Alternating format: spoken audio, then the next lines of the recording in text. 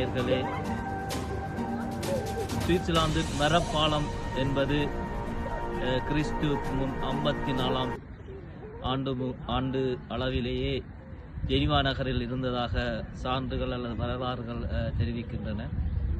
அந்த வகையில் எனக்கு பின்னுக்கு இருக்கின்ற மரப்பாலமும் கிட்டத்தட்ட 1125ஆம் ஆண்டளவில் அமைக்கப்பட்டதாக சொல்கிறார்கள்.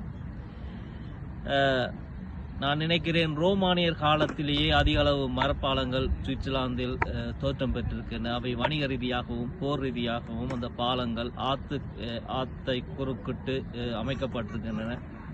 அந்த பாலங்கள் ஆத்தங்கரை அண்டிய கல்களை அடித்தளமாக கொண்டு மரக்கட்டைகளால் அமைக்கப்பட்டிருக்கின்றன.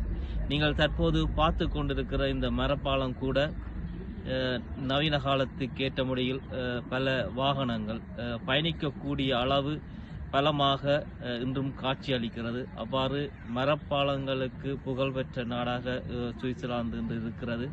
நீங்கள் பார்த்து கொண்டிருக்கிற காட்சி கூட ஒரு ஆச்சரியமான காட்சி தான். இவ்வாறு மரத்தால் பாலங்களை அமைத்து தமது நாட்டை இந்த மக்கள் வளர்த்திருக்கிறார்கள். மரப்பாலத்தின் வரலாறு மிக தொன்மையானது.